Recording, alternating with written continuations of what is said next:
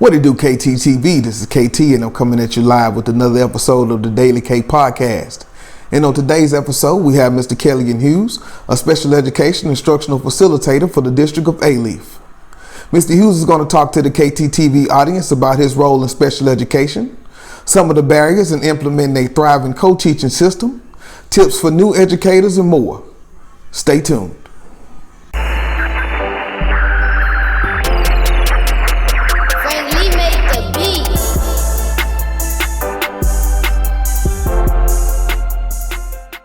What's going on, Mr. Man, Hughes? I can't call it. I'm doing good. Yes, sir. We sure appreciate you for coming through today. Yes, sir. Yes, sir. All right. And so as we jump into it, can you give the KTTV audience a little bit of background about yourself? How long you been doing this education thing? Man, this is my 20th year, actually. Wow. Okay. So, I graduated from Mississippi State University, moved out here in 2000, started as, a SPED teacher, bunch of transitions. SPED teacher, then transitioned to general ed, 3rd and 4th grade, 2nd grade, then did a little reading and math intervention, then transitioned from that into a leadership role as a math specialist, and then from there to this current position. Okay. So, yes, 20 good. years of various things, man. Various things. Yes, sir. And so now, as a role as an instructional facilitator, how do you support teachers in that role? Mainly, I have 8 campuses, elementary campuses. So prior, I used to have intermediate campuses. So my basic role is supporting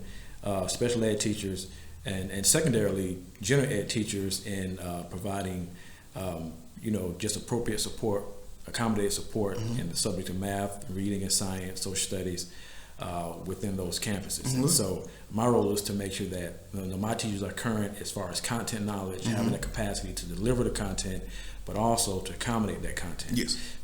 So we have to stay on top of our games to make sure that we're kind of in true collaboration with SPED and general ed. So it works that way. Yeah, and that collaboration it can get pretty thick. It get pretty thick, man. You Yes, gotta sir. have those decent relationships. You gotta Yes. build those relationships. So, but I'm fortunate that a lot of the teachers that we serve, especially special ed, this year especially, they've come from the general ed side. Yes. So they have that content already. So it helps out Very a important. whole lot. Very Yes. important. So now the next step for them is, hey, just developing that collaborative trust with the general ed teacher. And for everybody, number one, realize, hey, we on the same team, Yep. same goal, educate Same goal. these kids. And so we bring different expertise, and let's just figure out how we can fit together like a glove. Yes, sir. That's it. That's it. So now, on top of supporting those teachers, professional developments. Are you doing any professional development in district? Oh, yes. Every year we do, in the SPED department, we offer various special development opportunities for teachers. And me personally, since I used to be a math specialist, so even when I came to this position, I already have several math PDs that I already have under my belt that I kind of offer to teachers. So we offer that, of course, a lot of inclusive practices and accommodation trainings for teachers. Outside of that, I still offer my co-teaching practices and trainings outside of district at different conferences and stuff like that. So within district, there's a plethora of stuff that we offer in A-Leaf, and that's the wonderful thing about A-Leaf. Yes. We're always offering something. Yes. If it's a need, we go find a way to offer it.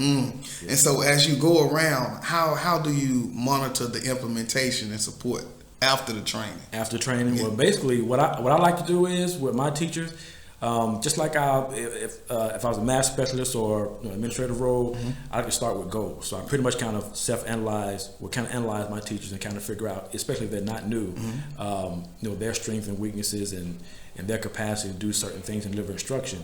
And I like to get that input on, hey, here are some 3 big rocks that we got to hit. So, for instance, this year's co-teaching. That's a big rock for everybody. So I like to get a feel for everybody as far as their knowledge and experience with co-teaching. Okay. And so that way I know how to provide what level of support I will need to provide per teacher. Because it's kind of like we tell teachers, you got to individualize and differentiate. You got to do that way with teachers too, because every teacher's not in the same box. So once I kind of identify what level all of my teachers are on, then I can kind of say, okay, for this particular campus, for this teacher and this teacher, this is the support that they're going to need. So when I come in and do some observations, or come in and do some modeling, or just number one, since I'm like a season at that coaching or whatever, I like to do a lot of teaching side by side, coaching side by side, because you can model it side by side at the same time. Yes, sir. Knock out 2 birds with 1 stone. Yes, sir. Yeah. Man, that sounds like a good plan. All right, so with that change, you're going into the classes, and so as I know, SPED is constantly evolving. Yo, yeah. So how do you stay up on like all the brand new laws, the common practices for developing IEPs? Just how do you keep yourself abreast of everything that's changing? Well, you know what? I think as far as laws and different policies and like anything that deals with compliance, I think we're fortunate now that within our district, especially that we're going through changes from the top down, they always disseminate the information as far as, hey, I remember when we sort of moved toward that framework of truly least restrictive environment, and so from the top down, our directors always disseminate information from the state and kind of let us know that, hey, we have to provide this type of service now. This has changed. So when they state that, they'll give us an opportunity to train us first, so that we'll stay in the loop and be in the know, or send us to Region 4 some particular training and things like that, and we bring it back to the district. And then kind of collaborate and figure out how we're gonna, disseminate that to the rest of the staff. So that's one mode. And then the other mode, in any professional career you're in, you have to have that self-initiative, take it upon yourself to be like, okay, what's new? So let me do a little research myself, whether it's internet research or just, just kind of viewing, just kind of searching for different PDs and stuff like that you can do. And you just attend those things, man. Yeah, man, getting in there. That's it. All right, and so So as we move forward, we'll move over to the doctoral degree, because I know you're a doctoral student. So what are you pursuing at this time as far as degree? I'm in educational leadership and professional leadership program at U of H. So, and my concentration is co-teaching, whereas my area of study pretty much is co-teaching itself. So that's my dissertation and thesis itself is, gathering data and researching teacher perceptions and experience of co-teaching and barriers to co-teaching, because we mentioned a lot, but the biggest piece of that is trying to get over those barriers. And so in my research, I kind of already researched and looked up, at least six barriers. And so one of the things that we talked about, relationships. You got to build those relationships. You have to have content knowledge. You have to have just that capacity to deliver the content within that coaching confine. And then on top of that, it all starts at the top. So you have to have that administrative support and vision as a campus to decide, okay, how do I want my inclusion practice to look? So it kind of goes hand in hand. It really goes hand in hand with the field what I'm in now. So it's just like everyday work. Everyday work, man. Just getting better.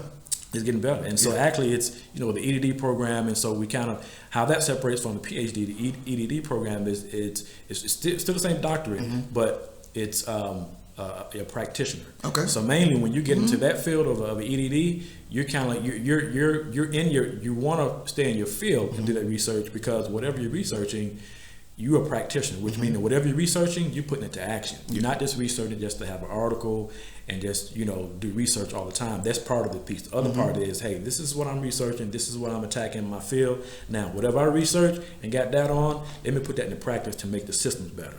And so that's why, like, kind of what I'm in is kind of like, I want to make the system better. So this is my piece of the puzzle to make it better. Bigger stage. That's it. All right. That's it. So now with the doctoral program going on, you're a family man. You have to stay up so that you can support other teachers as far as in your knowledge base. So now sometimes that can get overwhelming. Oh yeah. So how do you kind of pull and what keeps you driven to make sure all pieces stay in place? Man, I'm gonna tell you, outside of just the professional realm, and people can kind of maybe relate to this, but you have you got your forefathers and ancestors in your head. So everything we do, we're not just doing it for us. We're doing it, because either our relatives couldn't do it, and you want to make sure you do it the same example for your kids or whatever reason it is. So for me, how I keep that balanced is I keep that in my mind. I keep my grandmother's voice in my mind, because I always told her, I want to get my doctorate, I want to do this. This was years ago, and so I got to get it done, because that's a promise I made to her. Secondarily, I keep it going because my kids watch me, and so I do it for them, so they can see that you can achieve whatever you want to achieve. Because I kind of I'm gonna throw in my whole motivation is me growing up. I was a 504 kid. Okay. I was held back in third grade, so you know what I'm saying. So I recognize the children and some of the struggles the teachers dealing with that I work with, and so being on that family side, I balanced that by just I think I finally balanced it after my first year in grad school, or coming back to pursue this doctorate, and that I was like, okay, you got to prioritize. So it just one the simple things you got to do, like whatever assignments I got to work on, I just tell myself an hour every night and get up an hour early every morning.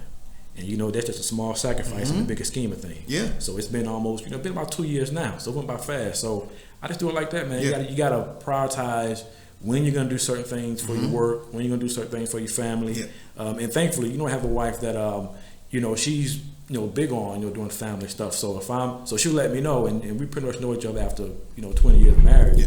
That she'll let me know, hey, I want to do X, Y, Z this weekend, family time, blah, blah, blah. So I can put that on my calendar and just, just say, okay, I'm going to push to the side and we're going to make it work. So you just got to sacrifice here and there. But, as simple as it may sound, just putting the stuff on the calendar, man. Just hand it out. There we go. Yeah. All right. So now, what would you tell someone who's thinking about joining this doctoral program, but people have been in the ear saying, oh, man, it's a lot of work. Some days you might want to quit. So what would you tell somebody on the fence? I'll tell them, man, it's worth the passion. Whatever your passion is, go for it.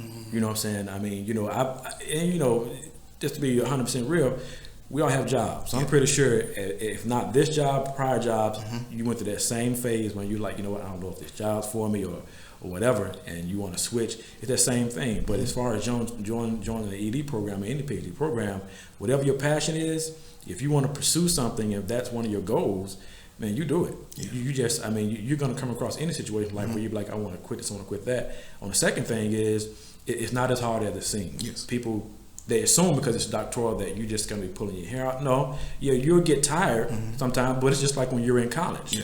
Your third year in college, you were tired. Your senior in college, you were tired. You was ready to get out. You were tired. It's the same thing. And the third thing is you pace yourself. You're at nobody's, you're not in a race against anybody else. It's your pace. So like my program is, they try to get you out there in 2.5, 3 years.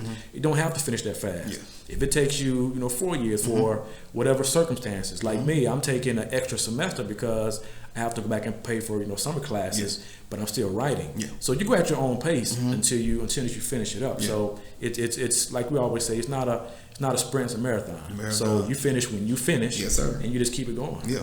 But I tell you, sum it up, it's worth your passion. Whatever you got passion for, whatever the work you got put into it and the effort you put into it, it's worth it because that's your passion. So don't be afraid of that. All right, and lastly, any tips for new educators coming into the special education field? This is the number one rule I always tell people. If you come into education, your perspective means a lot. So meaning, don't see it as, oh, this is my job. Yeah, that's your job because you got a paycheck attached to it. It's anything. Your view when you come to education, always see it as your craft.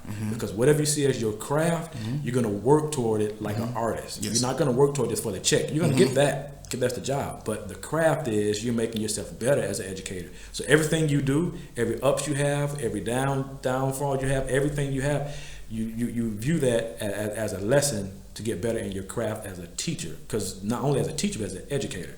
Because what we've learned over the years is there's more than just you're in the classroom. 3 or 4 years down the line, you may find, oh, there's another position I want to, kind of pursue that's still in education, but it's a craft. So constantly just think of it as a craft when you come out. You want to perfect the craft of educating at whatever level that is. And if you keep that mindset, then your mind is open to your impact in education. So because it's bigger than you.